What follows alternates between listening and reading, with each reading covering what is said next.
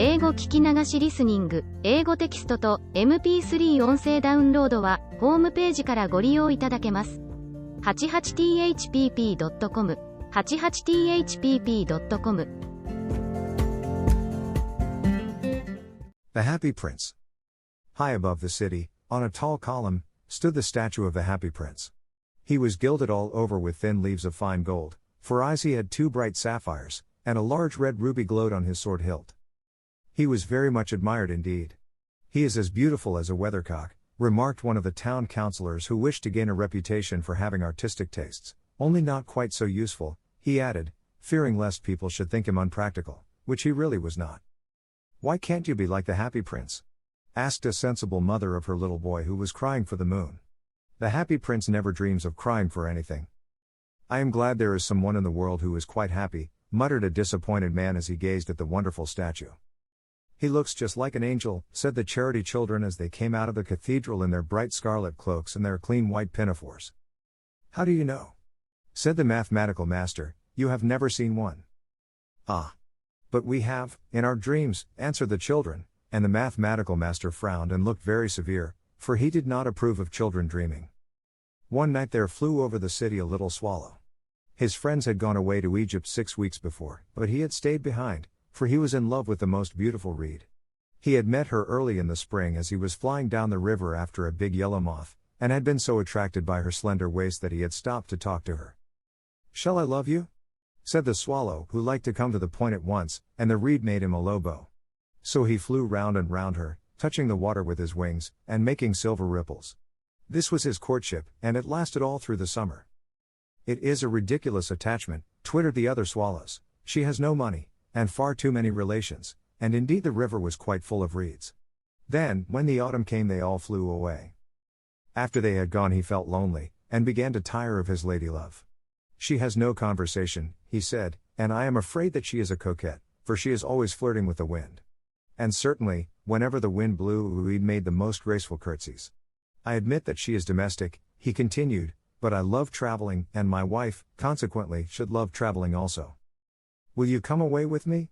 He said finally to her, but the reed shook her head, she was so attached to her home. You have been trifling with me, he cried. I am off to the pyramids. Goodbye. And he flew away. All day long he flew, and at night time he arrived at the city. Where shall I put up? He said, I hope the town has made preparations. Then he saw the statue on the tall column. I will put up there, he cried, it is a fine position, with plenty of fresh air. So he alighted just between the feet of the Happy Prince. I have a golden bedroom, he said softly to himself as he looked round, and he prepared to go to sleep, but just as he was putting his head under his wing a large drop of water fell on him. What a curious thing! He cried, there is not a single cloud in the sky, the stars are quite clear and bright, and yet it is raining. The climate in the north of Europe is really dreadful. The reed used to like the rain, but that was merely her selfishness. Then another drop fell. What is the use of a statue if it cannot keep the rain off? He said, I must look for a good chimney pot, and he determined to fly away. But before he had opened his wings, a third drop fell, and he looked up, and saw, ah! What did he see? The eyes of the Happy Prince were filled with tears, and tears were running down his golden cheeks. His face was so beautiful in the moonlight that the little swallow was filled with pity. Who are you? He said. I am the Happy Prince. Why are you weeping then? Asked the swallow, you have quite drenched me. When I was alive and had a human heart, answered the statue, I did not know what tears were, for I lived in the palace of Sanssouci, where sorrow is not allowed to enter. In the daytime I played with my companions in the garden, and in the evening I led the dance in the great hall. Round the garden ran a very lofty wall, but I never cared to ask what lay beyond it, everything about me was so beautiful. My courtiers called me the Happy Prince, and happy indeed I was, if pleasure be happiness. So I lived, and so I died. And now that I am dead they have set me up here so high that I can see all the ugliness and all the misery of my city, and though my heart is made of lead yet I cannot choose but weep. What? Is he not solid gold? Said the swallow to himself. He was too polite to make any personal remarks out loud. Far away, continued the statue in a low musical voice, far away in a little street there is a poor house. One of the windows is open, and through it I can see a woman seated at a table. Her face is thin and worn, and she has coarse, red hands, all pricked by the needle, for she is a seamstress. She is embroidering passion flowers on a satin gown for the loveliest of the queen's maids of honor to wear at the next court ball. In a bed in the corner of the room her little boy is lying ill. He has a fever and is asking for oranges. His mother has nothing to give him but river water, so he is crying. Swallow, swallow, little swallow, will you not bring her the ruby out of my sword hilt? My feet are fastened to this pedestal and I cannot move. I am waited for in Egypt, said the swallow. My friends are flying up and down the Nile, and talking to the large lotus flowers. Soon they will go to sleep in the tomb of the great king. The king is there himself in his painted coffin. He is wrapped in yellow linen, and embalmed with spices. Round his neck is a chain of pale green jade, and his hands are like withered leaves. Swallow, swallow, little swallow, said the prince, will you not stay with me for one night, and be my messenger? The boy is so thirsty, and the mother so sad. I don't think I like boys, answered the swallow. Last summer, when I was staying on the river, there were 2 rude boys, the miller's sons, who were always throwing stones at me. They never hit me, of course, we swallows fly far too well for that, and besides, I come of a family famous for its agility, but still, it was a mark of disrespect. But the happy prince looked so sad that the little swallow was sorry. It is very cold here, he said, but I will stay with you for one night and be your messenger. Thank you, little swallow, said the prince. So the swallow picked out the great ruby from the prince's sword, and flew away with it in his beak over the roofs of the town. He passed by the cathedral tower, where the white marble angels were sculptured. He passed by the palace and heard the sound of dancing. A beautiful girl came out on the balcony with her lover. How wonderful the stars are, he said to her, and how wonderful is the power of love. I hope my dress will be ready in time for the state ball, she answered. I have ordered passion flowers to be embroidered on it, but the seamstresses are so lazy. He passed over the river, and saw the lanterns hanging to the masts of the ships. He passed over the ghetto, and saw the old Jews bargaining with each other, and weighing out money in copper scales. At last he came to the poor house and looked in. The boy was tossing feverishly on his bed, and the mother had fallen asleep, she was so tired. In he hopped, and laid the great ruby on the table beside the woman's thimble. Then he flew gently round the bed, fanning the boy's forehead with his wings. How cool I feel, said the boy, I must be getting better. And he sank into a delicious slumber. Then the swallow flew back to the happy prince, and told him what he had done. It is curious, he remarked, but I feel quite warm now, although it is so cold. That is because you have done a good action, said the prince. And the little swallow began to think, and then he fell asleep. Thinking always made him sleepy. When day broke he flew down to the river and had a bath. What a remarkable phenomenon, said the professor of ornithology as he was passing over the bridge. A swallow in winter. And he wrote a long letter about it to the local newspaper. Everyone quoted it, it was full of so many words that they could not understand. Tonight I go to Egypt, said the swallow, and he was in high spirits at the prospect. He visited all the public monuments, and sat a long time on top of the church steeple. Wherever he went the sparrows chirruped, and said to each other, what a distinguished stranger. So he enjoyed himself very much. When the moon rose he flew back to the happy prince. Have you any commissions for Egypt? He cried, I am just starting. Swallow, swallow, little swallow, said the prince, will you not stay with me one night longer? I am waited for in Egypt, answered the swallow. Tomorrow my friends will fly up to the second cataract. The river horse couches there among the bulrushes, and on a great granite throne sits the god Memnon. All night long he watches the stars, and when the morning star shines he utters one cry of joy, and then he is silent. At noon the yellow lions come down to the water's edge to drink. They have eyes like green barrels, and their roar is louder than the roar of the cataract. Swallow, swallow, little swallow, said the prince, far away across the city I see a young man in a garret. He is leaning over a desk covered with papers, and in a tumbler by his side there is a bunch of withered violets. His hair is brown and crisp, and his lips are red as a pomegranate, and he has large and dreamy eyes. He is trying to finish a play for the director of the theater, but he is too cold to write any more. There is no fire in the grate, and hunger has made him faint. I will wait with you one night longer, said the swallow, who really had a good heart. Shall I take him another ruby? Alas! I have no ruby now, said the prince, my eyes are all that I have left. They are made of rare sapphires, which were brought out of India 1,000 years ago. Pluck out one of them and take it to him. He will sell it to the jeweler and buy food and firewood, and finish his play.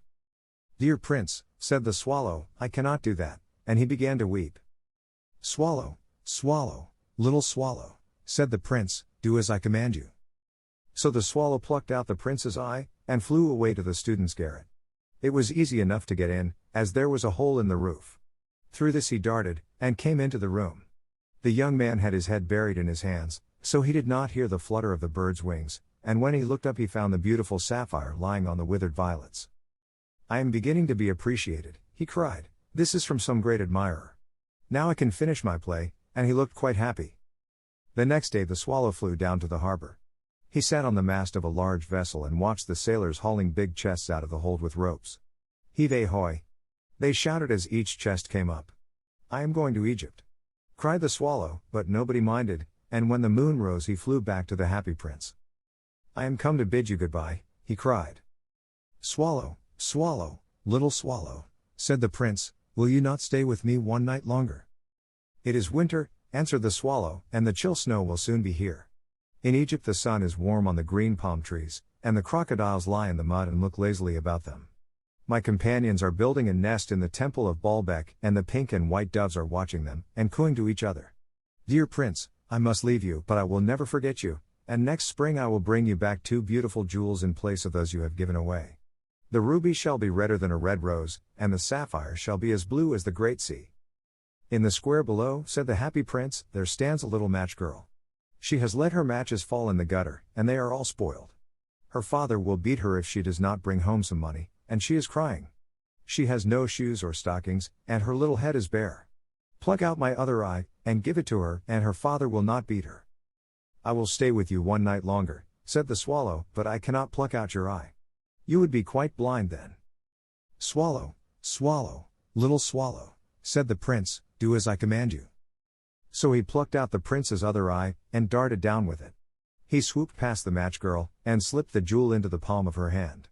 "What a lovely bit of glass," cried the little girl, and she ran home, laughing. Then the swallow came back to the prince. "You are blind now," he said, "so I will stay with you always." "No, little swallow," said the poor prince, "you must go away to Egypt." "I will stay with you always," said the swallow, and he slept at the prince's feet. All the next day he sat on the prince's shoulder, and told him stories of what he had seen in strange lands. He told him of the red ibises, who stand in long rows on the banks of the Nile, and catch goldfish in their beaks, of the Sphinx, who is as old as the world itself, and lives in the desert, and knows everything, of the merchants, who walk slowly by the side of their camels, and carry amber beads in their hands, of the king of the mountains of the moon, who is as black as ebony, and worships a large crystal, of the great green snake that sleeps in a palm tree, and has 20 priests to feed it with honey cakes, and of the pygmies who sail over a big lake on large flat leaves, and are always at war with the butterflies. "Dear little swallow," said the prince, "you tell me of marvelous things, but more marvelous than anything is the suffering of men and of women. There is no mystery so great as misery. Fly over my city, little swallow, and tell me what you see there." So the swallow flew over the great city, and saw the rich making merry in their beautiful houses, while the beggars were sitting at the gates. He flew into dark lanes, and saw the white faces of starving children looking out listlessly at the black streets. Under the archway of a bridge 2 little boys were lying in one another's arms to try and keep themselves warm. "How hungry we are," they said. "You must not lie here," shouted the watchman, and they wandered out into the rain. Then he flew back and told the prince what he had seen. "I am covered with fine gold," said the prince, "you must take it off, leaf by leaf, and give it to my poor. The living always think that gold can make them happy." Leaf after leaf of the fine gold the swallow picked off, till the happy prince looked quite dull and grey. Leaf after leaf of the fine gold he brought to the poor, and the children's faces grew rosier, and they laughed and played games in the street. "We have bread now," they cried. Then the snow came, and after the snow came the frost. The streets looked as if they were made of silver, they were so bright and glistening, long icicles like crystal daggers hung down from the eaves of the houses. Everybody went about in furs, and the little boys wore scarlet caps and skated on the ice. The poor little swallow grew colder and colder, but he would not leave the prince, he loved him too well. He picked up crumbs outside the baker's door when the baker was not looking and tried to keep himself warm by flapping his wings. But at last he knew that he was going to die. He had just strength to fly up to the prince's shoulder once more. "Goodbye, dear prince," he murmured, "will you let me kiss your hand?" "I am glad that you are going to Egypt at last, little swallow," said the prince, "you have stayed too long here, but you must kiss me on the lips, for I love you." "It is not to Egypt that I am going," said the swallow. "I am going to the house of death. Death is the brother of sleep, is he not? And he kissed the happy prince on the lips and fell down dead at his feet. At that moment a curious crack sounded inside the statue, as if something had broken. The fact is that the leaden heart had snapped right in two. It certainly was a dreadfully hard frost. Early the next morning the mayor was walking in the square below in company with the town councillors. As they passed the column he looked up at the statue. "Dear me! How shabby the happy prince looks," he said. "How shabby indeed!" cried the town councillors, who always agreed with the mayor, and they went up to look at it. "The ruby has fallen out of his sword, his eyes are gone, and he's golden no longer," said the mayor. "In fact, he is little better than a beggar." "Little better than a beggar," said the town councillors. "And here is actually a dead bird at his feet," continued the mayor. "We must really issue a proclamation that birds are not to be allowed to die here." And the town clerk made a note of the suggestion. So they pulled down the statue of the happy prince. "As he is no longer beautiful, he is no longer useful," said the art professor at the university. Then they melted the statue in a furnace, and the mayor held a meeting of the corporation to decide what was to be done with the metal. "We must have another statue, of course," he said, "and it shall be a statue of myself." "Of myself," said each of the town councillors, and they quarreled. When I last heard of them they were quarreling still. "What a strange thing," said the overseer of the workmen at the foundry. "This broken lead heart will not melt in the furnace. We must throw it away." So they threw it on a dust heap where the dead swallow was also lying. "Bring me the two most precious things in the city," said God to one of his angels, and the angel brought him the leaden heart and the dead bird. "You have rightly chosen," said God, "for in my garden of paradise this little bird shall sing forevermore, and in my city of gold the happy prince shall praise me." 英語聞き流しリスニング、英語テキストと MP3 音声ダウンロードはホームページからご利用いただけます。88thpp.com、88thpp.com